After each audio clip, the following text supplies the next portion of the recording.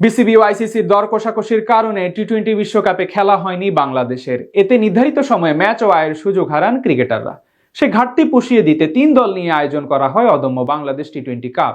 প্রতিদ্বন্দ্বিতাপূর্ণ আসরে লিটন দাসের নেতৃত্বে ধূমকেতু একাদশ হয় চ্যাম্পিয়ন, যেখানে পারফরমেন্স ভিত্তিক প্রাইজ মানি ও ম্যাচ ফি পেয়ে কিছুটা আর্থিক স্বস্তি পান ক্রিকেটাররা। আসলে কে কত টাকা আয় করলেন সেটা নিয়েই থাকছে বিস্তারিত। আইসিসির পক্ষপাত দুষ্ট মনোভাবের কারণে চলমান টি-টোয়েন্টি বিশ্বকাপে খেলা হচ্ছে না বাংলাদেশ দলের। ফলে এই সময়ে জাতীয় দলের ক্রিকেটারদের যে ম্যাচ ও আয়ের ঘাটতি তৈরি হয়েছে, আংশিকভাবে তা সামাল দিতে 3 দলের অংশগ্রহণে একটি ঘরোয়া টুর্নামেন্ট আয়োজন করে বাংলাদেশ ক্রিকেট বোর্ড বিসিবি।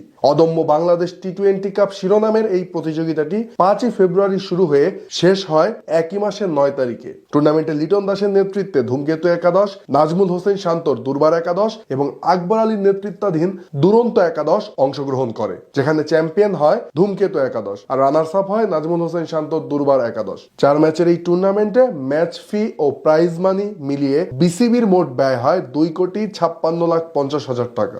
বিশ্বকাপে না খেলতে পারায় ক্রিকেটারদের আর্থিক ক্ষতি কিছুটা হলেও পুষিয়ে দেওয়াই ছিল টুর্নামেন্ট পরিচালনার মূল উদ্দেশ্য। সকলের মনে প্রশ্ন, আপনাদের প্রিয় ক্রিকেটাররা কে কত টাকা পেল অদম্য বাংলাদেশ টি-টোয়েন্টি কাপ থেকে? চলুন জেনে নেওয়া যাক আসলে কোন ক্রিকেটার কত টাকা আয় করলেন। বাংলাদেশ জাতীয় দলের তারকা ক্রিকেটার সাইফ হাসান এবারের এই অদম্য বাংলাদেশ টি-টোয়েন্টি কাপ থেকে সর্বোচ্চ 12,50,000 টাকা আয় করেছেন।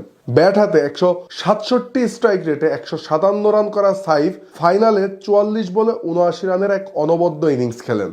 আর এতেই টুর্নামেন্ট সেরার পুরস্কার ওঠে ডানহাতি এই ওপেনারের হাতে। ফলে 5 লাখ টাকার প্রাইজ মানি পান সাইফ। এছাড়া তার দল ধূমকেতু একাদশ আসরে চ্যাম্পিয়ন হওয়ায় পায় 1 কোটি টাকা। খেলোয়াড় হিসেবে যেখান থেকে 5 লাখ টাকার ভাগ পান ঢাকায় জন্ম নেওয়া এই ক্রিকেটার। আর 3 ম্যাচে ফি হিসেবে 50,000 করে মোট 1.5 লাখ টাকা পকেটে পড়েন সাইফ। আসরে ধূমকেতুর 2 জয়ে 50,000 করে মোট 1 লাখ টাকা পান তিনি। সর্বসাকুল্যে মোট 12.5 লাখ টাকা আয় করেন 27 বছর বয়সী এই ক্রিকেটার। এর বাইরে নুরুল হাসান সোহানের আয় 10,50,000 টাকা, কেননা তিনি হয়েছিলেন আসরের সর্বোচ্চ রান সংগ্রাহক। আর চ্যাম্পিয়ন দলের অধিনায়ক লিটন দাসের আয় টুর্নামেন্ট থেকে 9,50,000 টাকা। ধূমকেতুর opener Tanzid Tamim, leg spinner Rishad প্রত্যেকে আয় করেছেন 8,50,000 টাকা করে। উল্লেখ্য যে গ্রুপ পর্বে 2 ম্যাচ জিতে ফাইনালে ওঠে নাজমুল হোসেন শান্তর দুর্বার একাদশ। অন্যদিকে 1 জয়ে ফাইনালে যায় লিটনের ধূমকেতু। তবে